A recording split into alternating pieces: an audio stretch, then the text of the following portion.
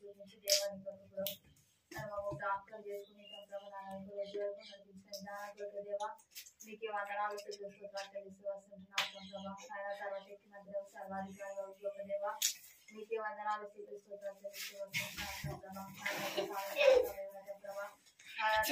పిల్లల మధ్య దేవ మీద నడిపిస్తూ వచ్చిన జ్ఞానం బట్టి దేవ మీకే వందనాలు పిల్లల దేవ నీకు నామానికి లోబడి జీవించే విధానంలో నడిపిస్తున్నాను ప్రభా ఆయన చక్కగా పాటలు నేర్చుకోగలిగినట్టు చూపించాం ప్రభా ఆయన యొక్క వాస్తవానికి లోబడి దేవ జీవించగలిగినట్టు సహాయం చేస్తున్నాను ప్రభా సహాయం చేస్తున్నాను ప్రభా ఆయన పాటలు ఏ విధంగా పాడాలో దేవా మీరే వారికి నేర్పిస్తున్నాను ప్రభా ఆయన ప్రతి అవసరం దేవా ప్రభాన మీరే చూపించి ప్రభాన మీ కృపలకు నాకు తండ్రి నీకు పాదం రచన వేసుకుంటూ వస్తుంటున్నాను దేవా సంకరించాను ప్రభా తండ్రి దేవనాన్న మీరే కృప చూపించి తండ్రి నేను ప్రతి అవసరాలను దేవనాన్న వారికి చదువు విషయంలోనూ దేవా తండ్రి ప్రభా నాన్న భవిష్యత్తు విషయంలోనూ మీరు దేవా తండ్రి మీరే తోడుగా ఉండాలని సహాయం చేస్తున్నాను ప్రభా నాన్న వారి కుటుంబాలని మీరే నీకు ఇప్పుడు జ్ఞాపకం చేసుకుంటాం ప్రభా నాన్న సరైన క్రమంలో మీరే నడిపిస్తున్నామని తండ్రి నీకు పాదం రచన వేడుకుంటూ వస్తుంటున్నాను దేవా కృప చూపించండి ప్రభా తండ్రి దేవనాన్న మీరే తోడుగా ఉండమని తండ్రి దేవనాన్న యొక్క ప్రారంభం నుండి ముగింపు వరకు తండ్రి ప్రభా ఇక పరిచయాంతల్లో దేవనాన్న మీరే మాకు యజమానిగా ఉండి ప్రభా నాన్న మా మధ్య ఉండి ప్రభా నాన్న మీరే నడిపిస్తున్నామని ఇటు యొక్క సహాయాన్ని కోరుకుంటూ అడిగి రతిలాడి తెలిసి క్రీస్తు పరిశుద్ధ వేడుకుంటున్నాను మా తండ్రి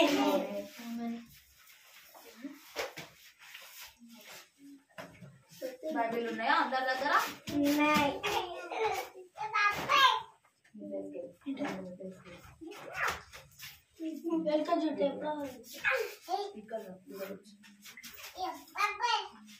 కూర్చోండి కూర్చోండి ఉన్నాయా మీకు అందరి దగ్గర బైబిల్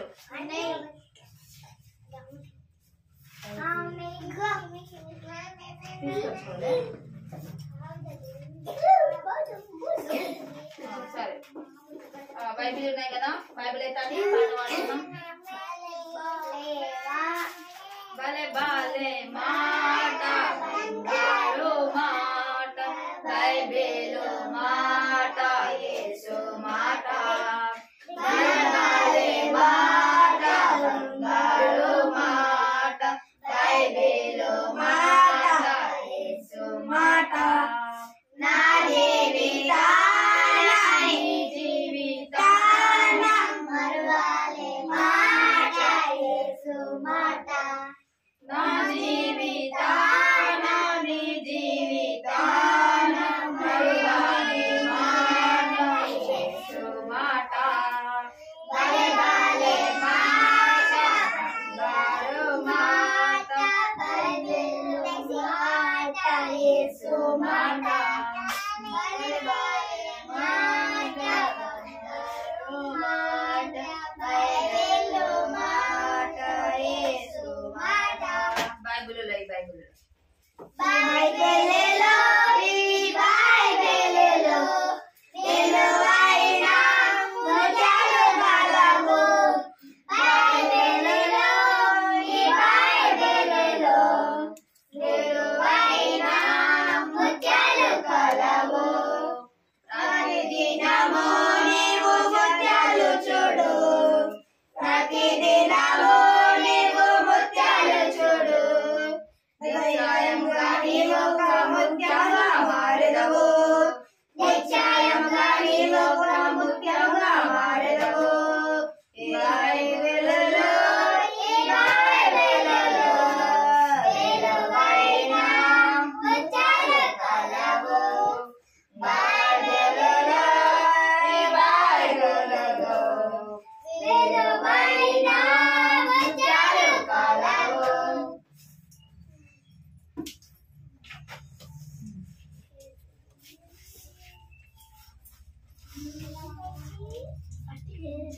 చేతులు కట్టుకుంటాము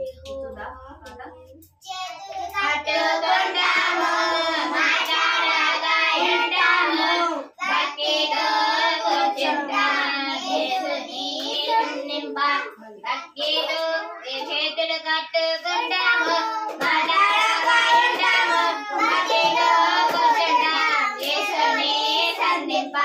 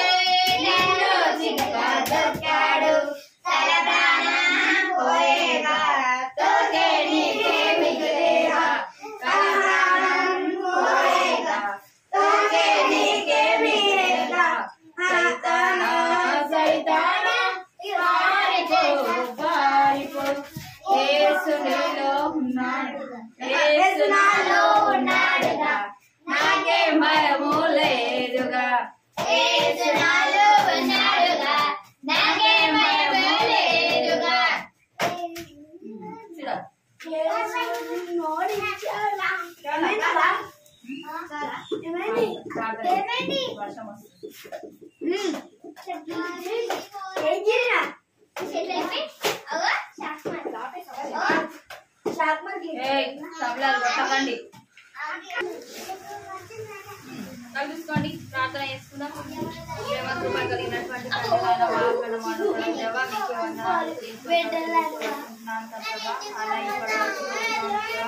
నడిపిస్తూ వస్తారు అన్నాన్ని బట్టి మీకే వందనాలు ప్రభా. నాన్న మీరే తోడుచి కనికరించమని ముందున్న సమయానికి వస్త్రాలు తెచ్చుకుంటూ మీరే గణితమై మా ప్రభావాన్ని పొందుతామని యేసు క్రీస్తు గ్రామం నా వేడుకుంటున్నాను మాట్లాడి.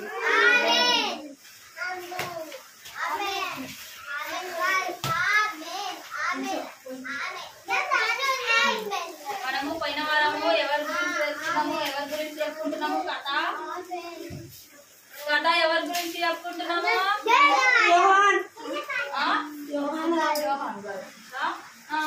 ఎవరి గురించి? నోవాహు గురించి చెప్పుకుంటున్నాం కదా. నోవాహు ఎవరికి లోబడి జీవించిండు? దేవునికి లోబడి జీవించాడు. నోవాహు మాత్రమే జీవించిందా? దేవునికి లోబడి నోవాహు కుటుంబం కూడా జీవించిందా? ముగ్గురు. ఏమేం పేరు?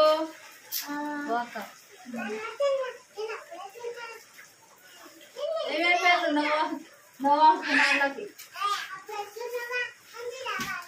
నోవాహు కుమారులకి?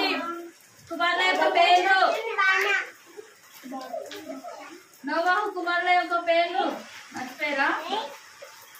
షేము, హాము,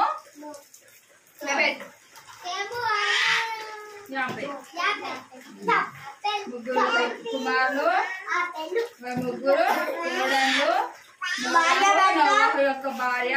అందరూ ఎక్కడికి వెళ్ళిరు? పడవ లోపలికి వెళ్ళిరు. పడవ లోపలికి నోవాహు కుటుంబంతో పాటు ఇంకా ఏమేమి వెళ్ళినాయి? జంతువులు, ఇంకా జంతువులు, పక్షులు, భూమి మీద ప్రాకే జీవులు, చిన్న పాకులు, పావురాలు అన్నీ కూడా ఎన్ని జతలు కలిగినాయి? ప్రతి కూడా జంతువులలో ఆడది మగది రెండు జతలు వెళ్ళినాయి. ఇద్దరు మాట్లాడుతూ నోవహు వాళ్ళ కుటుంబము దేవునికి లోబడి పడవ లోపల ఉన్నప్పటికీ కూడా వాళ్ళు ప్రార్థిస్తా ఉన్నారు.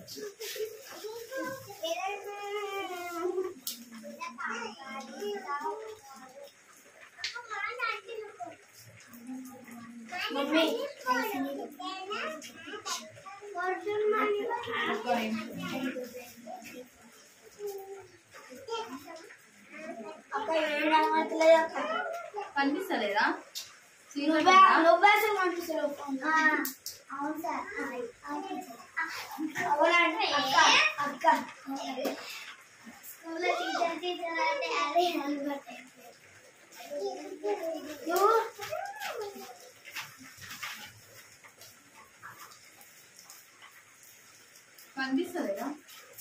కనిపిస్తలే అక్క. చెప్పు చెప్పు.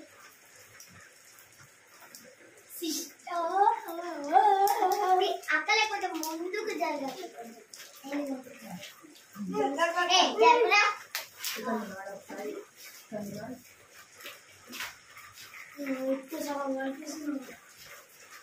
కనిపిస్తుంది కానీ డిమ్ కనిపిస్తుంది. కానీ అక్క లైట్ పడుతుంది. అక్క ఇక్కడ లైట్ పట్టు. కుటుంబము ఎక్కడ ఉంది? ఓడ లోపల ఉంది. ఓడ లోపల ఉన్నప్పటికీ కూడా వాళ్ళు ఎవరికి లోబడి జీవిస్తున్నారు? దేవునికి లోబడి జీవిస్తా ఉన్నారు. ఓడ లోపల వాళ్ళకు నోవహు కుటుంబంతో పాటు భూమి మీద ప్రాకే జీవులు, జలచర జీవులు, ఆవులు, గొర్రెలు, మేకలు, ఒంటెలు, ఏనుగులు, సమస్త జంతువులన్నింటినీ కూడా వాళ్ళు ఓడ లోపలికి తీసుకెళ్ళారు కదా.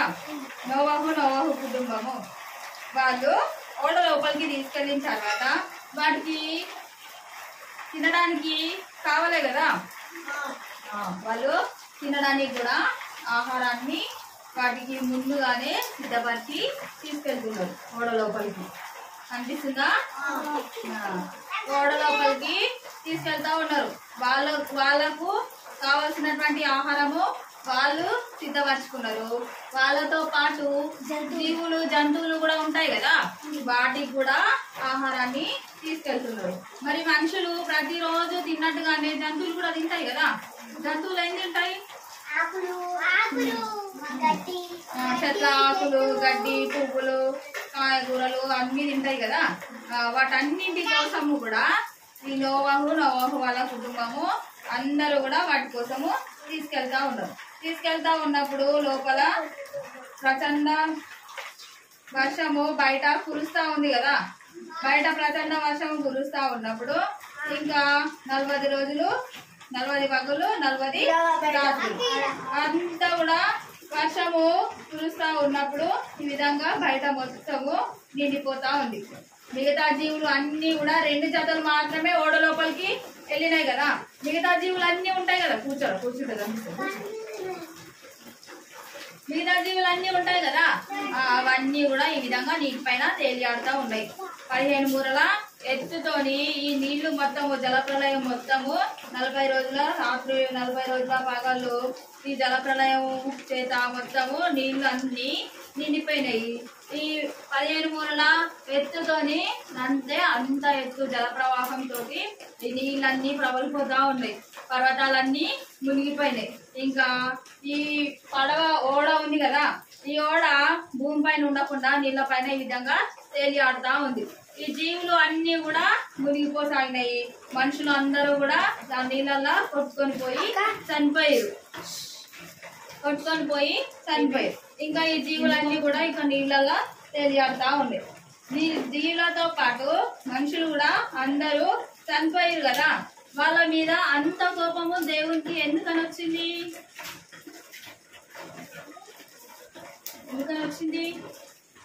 విన్నారు కదా లాస్ట్ వీక్. వాళ్ళు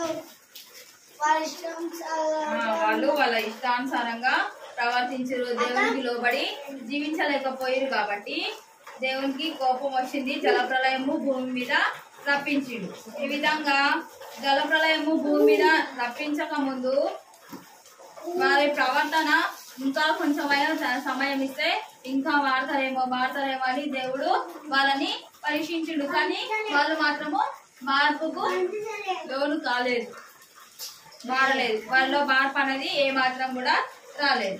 వాళ్ళలో మార్పు అనేది రాకపోయేసరికి దేవుడు నల్లని సృష్టించినందుకు ఆ విధంగా జలప్రలయము భూమి మీదకి రప్పించిండు.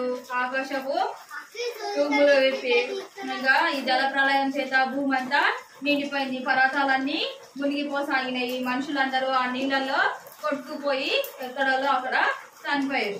మనుషులు మాత్రమే కాకుండా ఇంకా జంతువులు కూడా ఎక్కడికక్కడ చనిపోయారు. ఎవరైనా సరే నీళ్ళలో ఒక 1 hour 2 hours ఉంటారు కదా, 1 hour 2 hours కూడా చాలా ఎక్కువ. 1 గంట 2 గంటలు కూడా చాలా ఎక్కువ.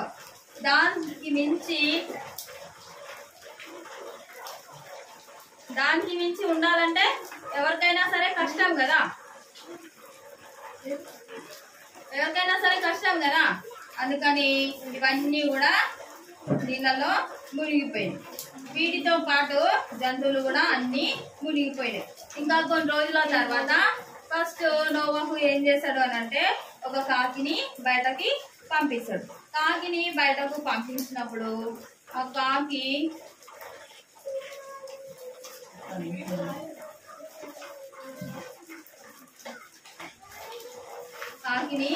బయటకు పంపిస్తాడు.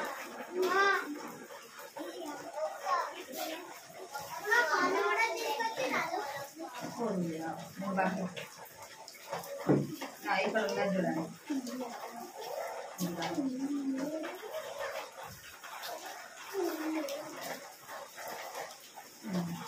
ఫస్ట్ ఇక్కడ జంతువులు ఉన్నాయి కదా, పక్షులు ఉన్నాయి కదా పైన ఎగిరేది. ఫస్ట్ ఒక నల్ల కాకిని పంపిస్తాడు. కాకి ఏ కలర్ లో ఉంటది? గ్రే కలర్ లో ఉంటాయి కొన్ని, బ్లాక్ కలర్ లో కొన్ని ఉంటాయి. నల్ల కాకిని పంపిస్తాడు అనమాట. ఇక్కడ కనిపిస్తుందా? కాకిని పంపిస్తాడు ఫస్ట్ నోవహు. కాకిని బయటకు పంపించిన తర్వాత అంటే 40 పగలు 40 రాత్రులు ప్రచండ వర్షం కురిసిన తర్వాత ఇవన్నీ మునిగిపోయినాయి కదా, పర్వతాలు మనుషులు అన్ని ఎక్కడెక్కడ మునిగిపోయినాయి కదా. కొన్ని రోజుల తర్వాత ఇంకా నోవహు కాకిని బయటకు పంపించాడు. నీళ్లు ఆరిపోయినాయా లేదా అని పంపిస్తాడు. పంపించినప్పుడు ఆ నీళ్లు ఎక్కడ అక్కడ ఉండిపోయినాయి. కాకికి ఎక్కడ కూడా స్థలం లేదు, మళ్ళీ వచ్చేసింది, ఓడలోనికి వచ్చేసింది. నోవహు మళ్ళీ ఒక వారం రోజులు ఆగి మళ్ళీ ఒక పావురాన్ని పంపిస్తాడు. పావురాన్ని పంపించినప్పుడు అది అక్కడిక్కడ తిరిగేసి మళ్ళీ వచ్చేస్తుంది. మళ్ళీ కొన్ని రోజుల తర్వాత ఒక వారం రోజులు ఆగి మళ్ళీ పావురాన్ని పంపిస్తాడు. ఫస్ట్ కాకిని పంపిస్తాడు. కాకిని పంపించినప్పుడు అది మళ్ళీ లోపలికి వచ్చేస్తుంది. ఇంకా మళ్ళీ కొద్ది రోజులు ఆగి ఒక వారం రోజులు ఆగి తెల్ల పావురాన్ని పంపిస్తాడు అనమాట. పంపించినప్పుడు ఆ పావురము ఒలివ చెట్టు ఉంటుంది కదా, ఆ ఒలివ చెట్టుది కొంచెము కొమ్మ తుంచుకొని వస్తుంది అన్నమాట. దాన్ని నోట తెచ్చి పెట్టుకొని వచ్చినప్పుడు ఇంకా నోవహుకి అర్థమైపోతుంది భూమి మీద నీరు ఇంకిపోయింది అని అర్థమైపోతుంది.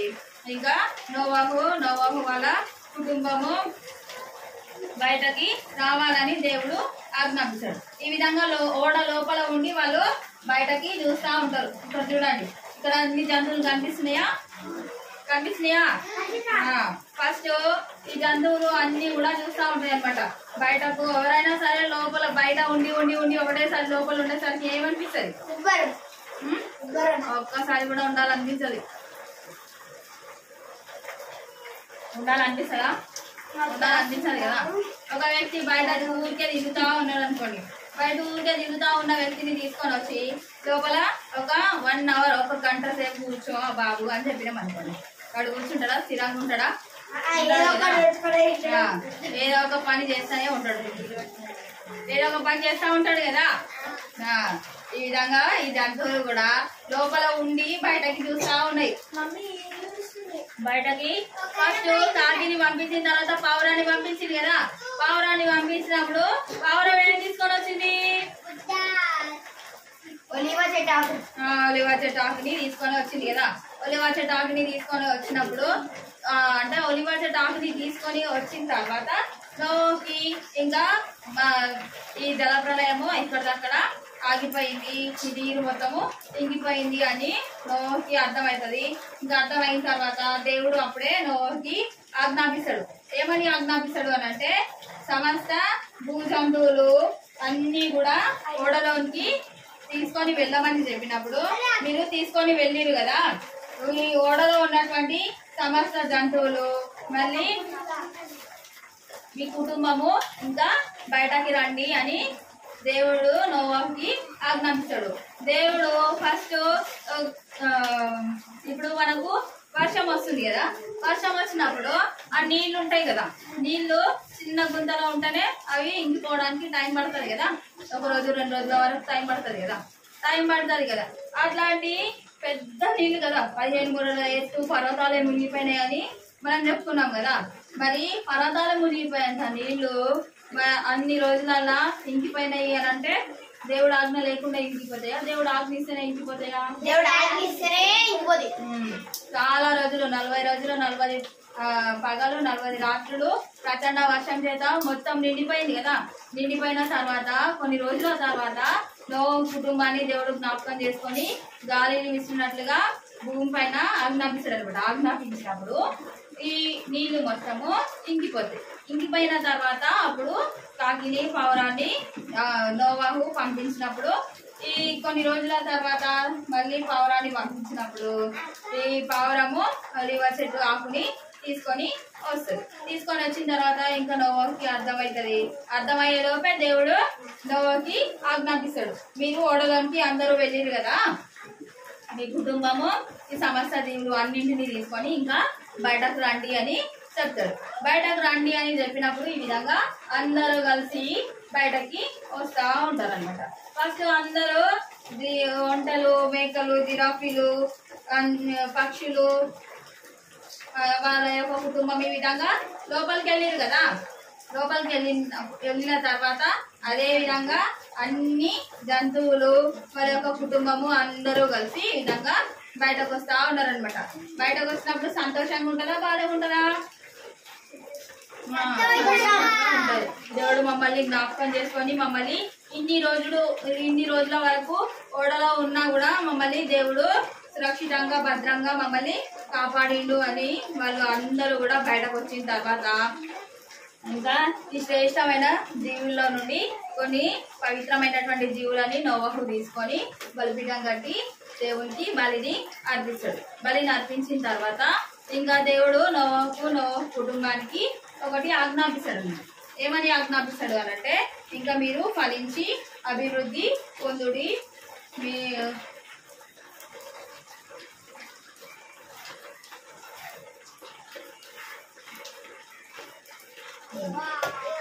మీరు ఫలించి అభివృద్ధి పొందుడి అని దేవుడు వారికి ఆజ్ఞాపిస్తాడు. నోవహు కుటుంబానికి ఇంకా భూమి మీద మొత్తము మీ సంతానాన్ని విస్తరింపజేయండి అని ఆజ్ఞాపించినప్పుడు ఇంకా వాళ్ళు అందరూ కూడా మిగతా ప్రజలు ఉంటారు కదా, వాళ్ళందరూ కూడా పెళ్లి చేసుకొని ఈ విధంగా సంతోషంగా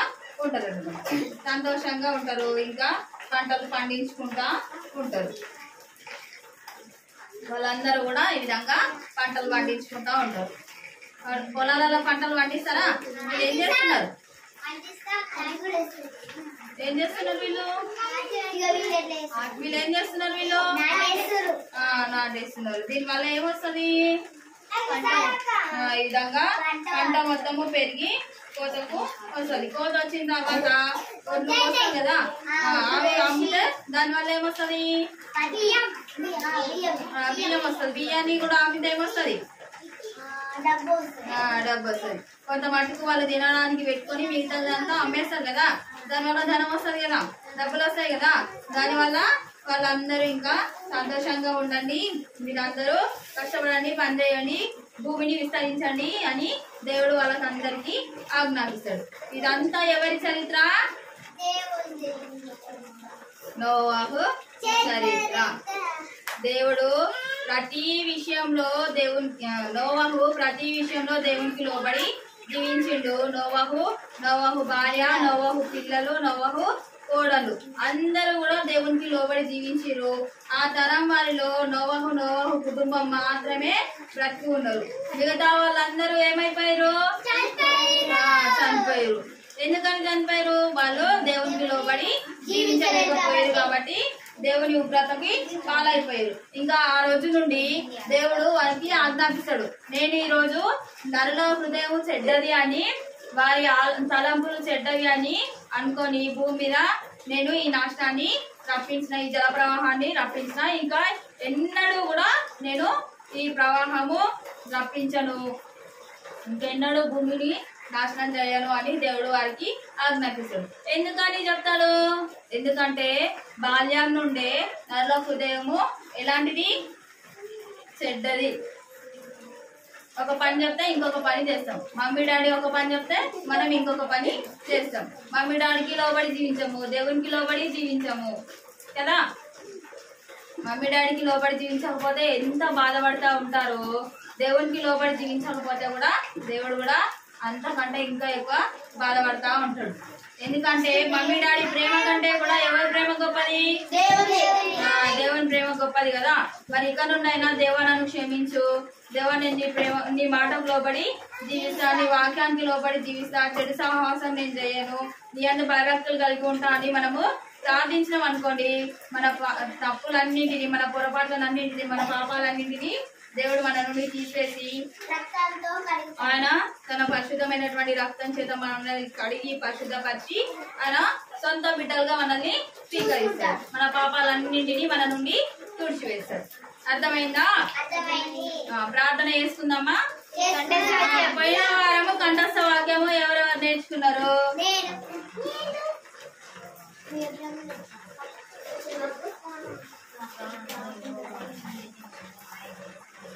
కంఠస్థ వాక్యం ఎవరెవరు నేర్చుకున్నారు? అందరికీ ప్రజలని పోయిన వారం కంఠస్థకే చెప్తున్నాను.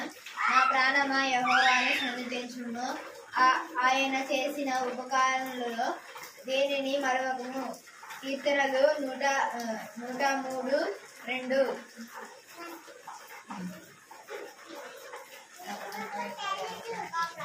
ఆయన చేసిన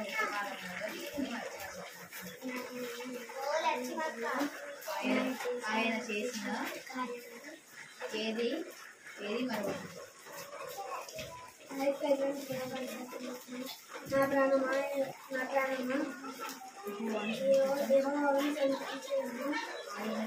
ఆయన చేసిన ఉపకారములలో దేనిని మరొకటి.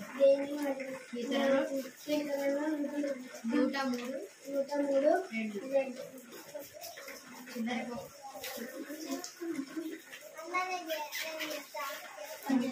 చెప్పు.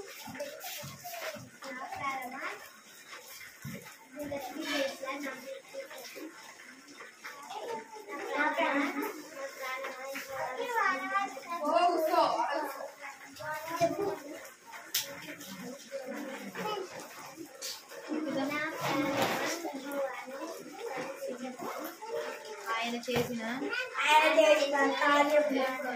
ఉపకార్యములలో దేనిని మరొకము.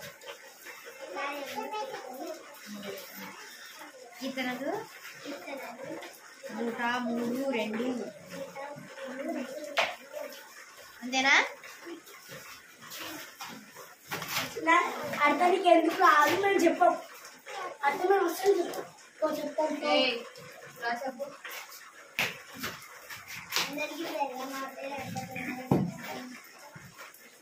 నా ప్రాణమా యెహోవాను స్తుతించుము, ఆయన చేసిన కార్యములు ఎన్నటికీ కాదక్క, ఉపకార్యములలో ఎన్నడూ మరొకము.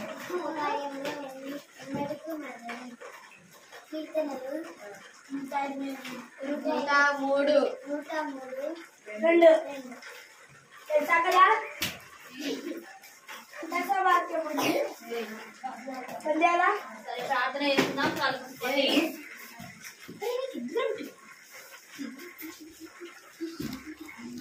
డిమ్మ జిమ్ కాదు కళ్ళలో లేదు నోవహు ప్రతి పరిస్థితిలో దేవునికి లోబడి జీవించింది కదా, నేను కూడా ప్రతి పరిస్థితిలో నీ అంగీకారం చొప్పున నీ కొరకు జీవించే విధంగా నాకు సహాయం చేయండి. నేను ప్రతి పరిస్థితి అందు నీకు లోబడి జీవించే విధానంలోనికి నన్ను నడిపించుతండి అని ప్రతి ఒక్కరూ ప్రార్థన చేసుకోండి, ప్రార్థించుకుందాం. ప్రేమ కృప కలిగినటువంటి తండ్రి నాయన మహాగ్రంథ మౌనతో దేవా నీకు వందనాలు స్థితిస్తున్నా చేస్తున్నామా నాయన కనికరించుకుంటావా ఆయన ఇంతవరకు నడిపించిన విధానం కలిగే దేవా నీకే వందనాలు ద్వారా తంత్రవనైనా మాతో మాట్లాడుతూ వచ్చిన విధానం కలిగే వందనాలు తంత్రవా నాయన నోవహు తండ్రి ప్రతి విషయంలోనూ తంత్రవనైనా మీ కొరకు తంత్రవనైనా తంత్రవనైనా తండ్రి దేవనైనా నీకు మాటకు లోబడి దేవనైనా జీవిస్తూ వచ్చాడు తంత్రబానైనా ప్రతి పరిస్థితి అందులో తంత్రవనైనా మీ యొక్క వాక్యానికి లోబడి తంత్రవనైనా జీవిస్తూ వచ్చాడు తంత్రబా తండ్రి దేవనైనా యొక్క తనమంతట్లో తంత్రవనైనా నోవహు తంత్రవనైనా వర్ధిల్లుతూ వచ్చాడు తంత్రబా తండ్రి దేవనైనా మీకు లోబడి జీవించే జీవితాన్ని తంత్రవనైనా మీరే మాకు అనుగ్రహిస్తూ రండి తంత్రబా తండ్రి దేవనైనా పిల్లలందరూ తంత్రపడైనా నోవహు ఏ విధంగా అయితే తంత్రపడైనా మీకు లోబడి జీవిస్తూ వచ్చాడో తంత్రబా విధానంలో దేవనైనా మీరే పిల్లల్ని నడిపిస్తూ రమ్మైతాన్ని నీకు పాలన వేడుకుంటూ వస్తున్నాను తంత్రబా తండ్రి దేవనైనా మీరే కృప చూపించమని సహాయం చేస్తున్నామని ఇంతవరకు తోడుగా ఉండి తండ్రి మీరే నడిపిస్తూ వచ్చిన నీకు తరుణాన్ని బట్టి దేవా మీకే హృదయవార వందనాలు చెల్లించుకుంటూ తంత్రబా ఆయన మాకు ముందంజగా ఉండి తంత్రపడైనా మమ్మల్ని నడిపించే దేవుడో కనుక తండ్రి దేవనైనా మీకు సహాయాన్ని కోరుకుంటూ అడిగి గడుచుతాడు తమ ప్రభావ ముందున సహాయానికి వస్తాను కవి చెప్పుకుంటూ ఏసు వేడుకుంటున్నాను మా తండ్రి.